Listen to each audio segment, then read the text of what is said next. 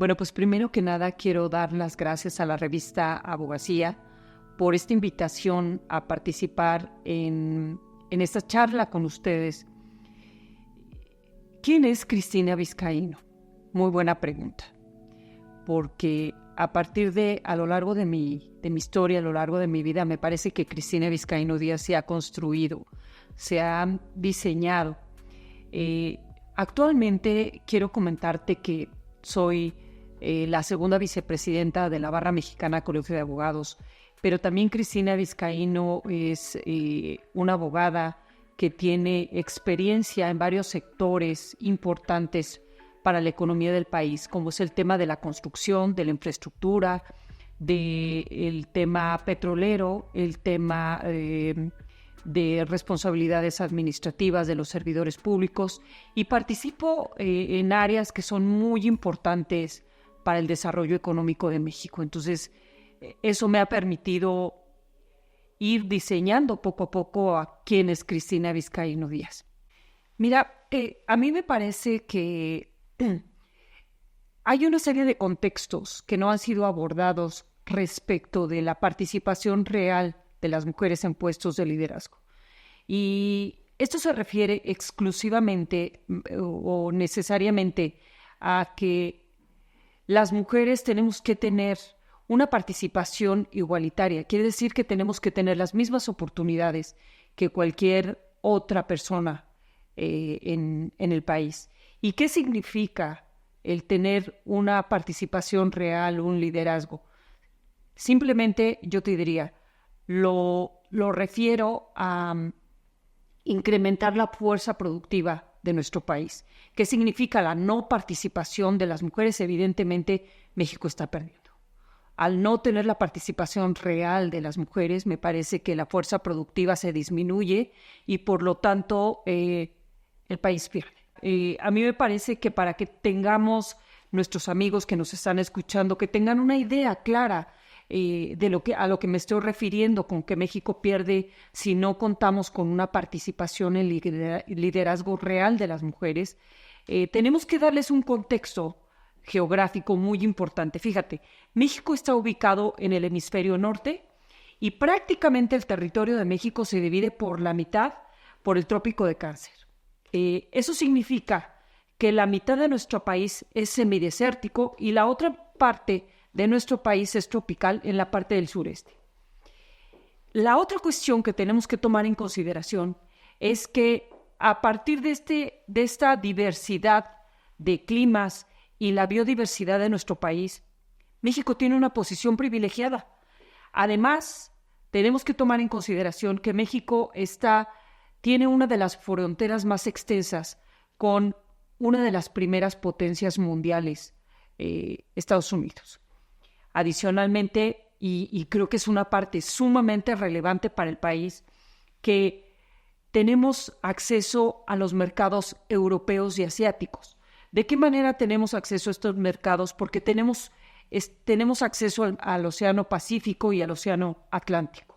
A partir de esa gran visión geográfica de México y las perspectivas económicas que tiene el país, te quiero decir que hay otro aspecto muy relevante que tenemos que tomar en consideración, el tema de la población. ¿Cómo está compuesta la población en nuestro país? Mira, actualmente en 2024, la información pública que tenemos es que México tiene aproximadamente 129 millones de habitantes. Esto es muy importante porque coloca a México en el 11º lugar de las naciones más pobladas del mundo. Quiere decir, tenemos mucha fuerza laboral, ¿ok? Entonces, ¿cómo está constituida o cómo está distribuida esta fuerza laboral a lo largo de nuestro país? Mira, dentro de las entidades más pobladas de nuestro país está el Estado de México con 16.9 millones de habitantes. Muy importante el Estado de México, porque además de que es una de las entidades que tiene mayor número de población, es una de las entidades que tiene mayor fuerza industrial. Sigue la Ciudad de México con 9.2 millones de habitantes, lo cual también es muy relevante y significa que mucha parte de la fuerza laboral también se encuentra en la Ciudad de México. En Jalisco tenemos un número muy similar, fíjate.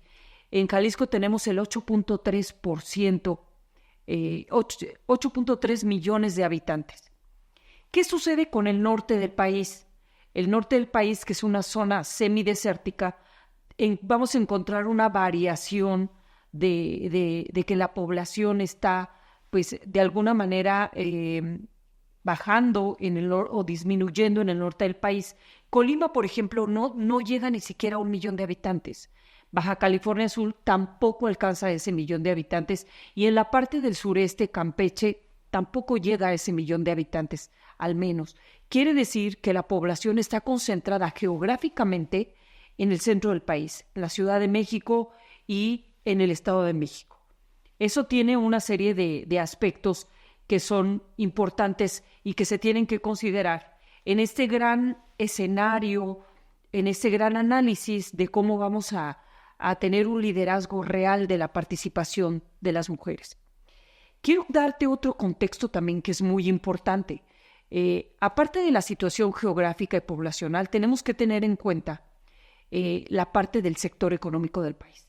Esta parte del sector económico del país nos obliga a hacer un análisis de a qué se dedica México, qué es lo que hace México preponderantemente, cuáles son los oficios, cuáles son las áreas de oportunidad económica que México tiene en el país, para efecto de poder determinar si las mujeres hoy en día están preparadas o capacitadas para poder acceder a esos sectores económicos que son preponderantes para el desarrollo de la economía del país. Entonces, mira, te explico.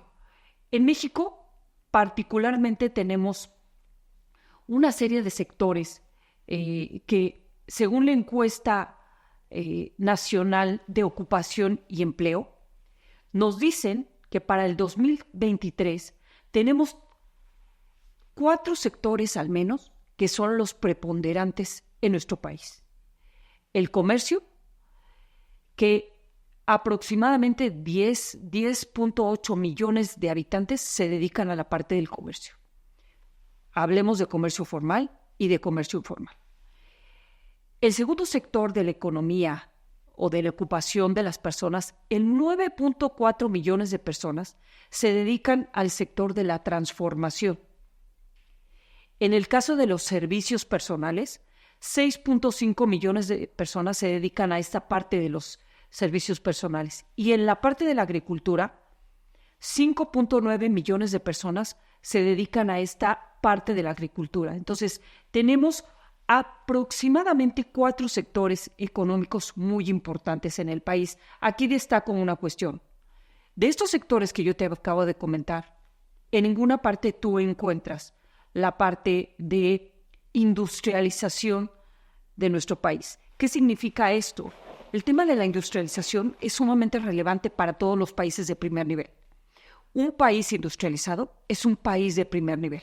Un país industrializado es aquel que lleva a cabo la creación de tecnología, de máquinas, de transformación, de producción energética, producción eléctrica. Entonces, ¿qué hace que un país sea un país de primer nivel, que sea un motor económico que le ubique en una posición relevante dentro de este gran contexto global? Pues evidentemente, ¿a qué te dedicas? ¿Qué es lo que haces? Porque lo que tú hagas, eso tiene que generar valor dentro de la parte económica. Entonces, el hecho de que nosotros dentro de nuestros sectores tengamos el comercio, la transformación, los servicios personales y la agricultura, la verdad es que lo único que nos obliga a concluir es que México no está en un país de primer nivel porque las actividades o los sectores importantes a los que nos dedicamos no son de primer nivel. Entonces, ese es un tema muy importante que en tema de políticas públicas me parece que tiene que abordarse. Pero regresando otra vez a la pregunta que me hacías, querida Anita, me parece que es importante destacar que, fíjate nada más, en cuanto al tema de lo que te platicaba de la población de nuestro país, que estamos hablando de 129 millones de habitantes, 130 aproximadamente, para no cerrar en números globales, tenemos la mitad de hombres y la mitad de mujeres. De esa mitad de habitantes en nuestro país, el grado de preparación o de educación de hombres y mujeres hoy día llega en un promedio a 9.5 o 9.6 años por persona, hombres y mujeres. Tenemos un número, un porcentaje muy igualitario de años de estudio entre hombres y mujeres, y eso es muy importante, porque a partir del grado de estudios, entonces tendrás el grado de especialización y el grado de preparación de los habitantes en México. Te quiero comentar y quiero cerrar la pregunta que me haces con esta afirmación. Esta es la generación más preparada de mujeres en la historia del mundo. Mira, aunque hemos hablado de unos porcentajes muy igualitarios, estamos hablando de porcentajes igualitarios en cuanto a años de estudio, pero no te he hablado del porcentaje en cuanto a grado de participación real de la mujer. La realidad es que existe todavía una brecha muy importante en cuanto a la participación real de las mujeres en las actividades económicas del país. Y eso se traduce básicamente en que las mujeres son principalmente las encargadas de llevar a cabo, de manejar la casa, de manejar la familia, de atender las necesidades primarias de la familia, y que es una condición que ha sido tradicional por muchos años, pero que además en el país no se han implementado las políticas públicas para poder apoyar a las mujeres. Mira, por ejemplo, quiero comentarte un dato muy importante. Cuando hablamos de que las mujeres tienen que llegar a puestos de liderazgo, encontramos un porcentaje muy bajo, del 10 o 15% de mujeres que llegan a puestos de liderazgo. ¿Y qué sucede? Que en la parte de la pirámide ocupacional, encontramos que en la parte de abajo las mujeres tienen una participación muy importante, pero a medida que esa pirámide va subiendo, el número de participación de las mujeres va disminuyendo hasta que llegamos a la cúspide, en donde tenemos una participación muy controlada, muy definida, muy pequeña de la participación de puestos de liderazgo en las mujeres. Y básicamente yo te diría, a mí me parece que esta participación, baja participación en puestos de liderazgo, se debe a varias cuestiones. La primera es la desconfianza en una mujer que llega a un puesto de liderazgo, porque se sobreentiende que no va a tener la capacidad de atender cuestiones relevantes a efecto de poder llevar a cabo las actividades directivas que le sean encomendadas. El otro tema importante que me parece que tenemos que cambiar son estos prejuicios que tenemos acerca de la participación de las mujeres, que no va a poder tomar decisiones importantes, que no tiene la capacidad para afrontar problemas importantes, relevantes, que se tienen que tomar en un cargo directivo. Creo que la experiencia hoy, al menos te puedo decir un ejemplo, en el Banco Interamericano de Desarrollo, como tú sabes, hoy día tenemos 2 vicepresidentas mujeres, y 2 vicepresidentas mujeres que tienen una especialización técnica y económica sumamente importante. En el caso, por ejemplo, de las 2 mujeres vicepresidentas, tenemos a Ana María Ibáñez, que es vicepresidenta de Sectores y Conocimiento, y a Anabel González, que es vicepresidenta de Países. Ellas, dentro de su entorno laboral, tienen una participación de gente que les apoya, mitad hombre y mitad mujer. Me parece que el hecho de que ellas sean mujeres y que estén participando en estos puestos importantes y que tengan esa visión para abrir con equidad un espacio laboral y equitativo para hombres y mujeres, me parece sumamente importante. Mira, yo creo que sin lugar a duda me parece que tenemos una serie de brechas muy importantes que tenemos que superar para que las mujeres puedan llegar de manera real a puestos directivos, y tenemos que empezar por el principio. Fíjate, tenemos que hablar en principio de estas mujeres que ejercen un liderazgo silencioso. Y me refiero a estas mujeres que no tienen el reconocimiento social o económico, porque se dedican principalmente a puestos de comercio informal y que tienen probablemente un puesto en algún mercado local o que tienen que negociar con proveedores y tienen que mantener un registro contable. Y te quiero decir que hoy día tenemos más la participación de mujeres que tienen MyPymes, pero que no tienen un reconocimiento ni un apoyo formal. ¿Cuáles son las dificultades que tienen estas mujeres que ejercen ese liderazgo silencioso? Bueno, la primera es la falta de credibilidad en ellas, porque la gente piensa que ellas no son suficientemente importantes ni capaces de afrontar algún financiamiento. Por lo tanto, tienen muchas dificultades para poder conseguir un financiamiento que les permita integrarse a las cadenas de valor de la parte productiva de nuestro país. Te quiero comentar, por ejemplo, que en América Latina, en Chile, un estudio en Chile revela que las solicitudes de crédito de las mujeres en condiciones equivalentes a la de los hombres tiene un 18.3 menos de probabilidades de ser aprobadas que las solicitudes de los hombres. Esto, como te comentaba hace un momento, se debe a muchas cuestiones arraigadas que me parece que tenemos que cambiar. Decisiones sesgadas o prejuiciosas de ejecutivos, particularmente hombres, que piensan que estas mujeres, por tener un mayor riesgo, no van a cumplir con los pagos. Entonces, simplemente no les damos el apoyo para que ellas logren incluirse o integrarse a estas cadenas productivas. Creo que tenemos muchos obstáculos para que las mujeres lleguen a posiciones de liderazgo, pese a que cuentan con las calificaciones necesarias. Se ha diseñado o se ha visto que es importante que las mujeres cumplan con una cuota de representación. Y yo te diría, yo creo que en este momento histórico me parece que ese no es el estándar que tenemos que seguir. No es tema de cuota de representación, es un tema de capacidad, es un tema de competitividad de las mujeres. Y creo que hoy día las mujeres han llegado a escalar en la parte de conocimiento, en la parte de especialización, brechas o lugares sumamente importantes. Y me parece que tenemos que incluirlas dentro de esta gran ecuación económica que va a hacer que México sea productivo verdaderamente. Mira, a mí me parece que tenemos que romper paradigmas.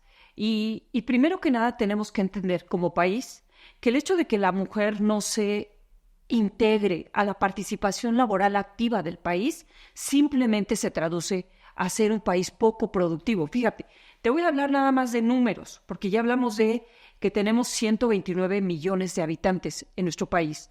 De esos 129 millones de habitantes, la mitad son hombres, la mitad son mujeres. Pero de esa mitad de mujeres, resulta que solamente las que se integran a la parte laboral probablemente son el 18% de ese número de mujeres. ¿Y por qué se integran a la parte laboral ese 18%? Porque el resto se tiene que quedar en la casa.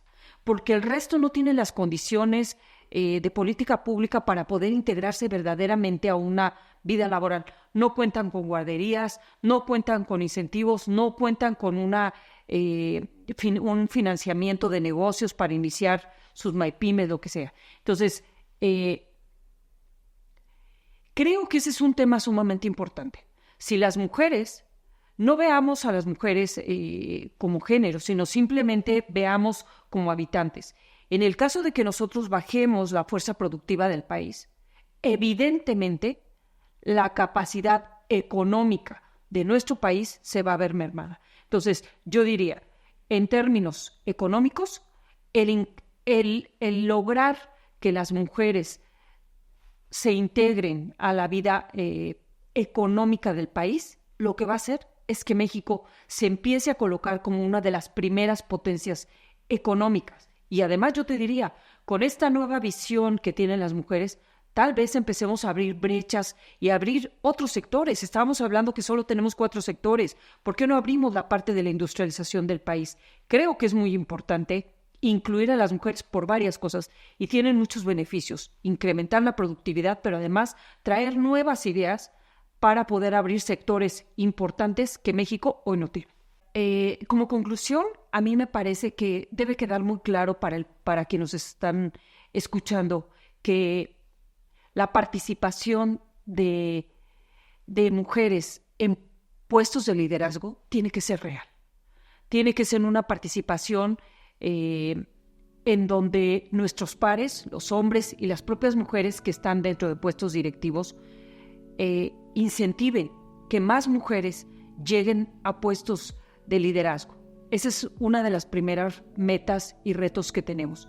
Tenemos que darnos cuenta que el hecho de que las mujeres lleguen a puestos de liderazgo, lo que vamos a hacer es que vamos a incrementar la productividad de nuestro país en cualquiera de los escenarios, en la parte empresarial, en la parte académica, en la parte de asociaciones, en la parte de la participación de MyPymes. Tenemos que lograr que esa parte de la población que es del género femenino participe de manera activa en la producción económica de nuestro país.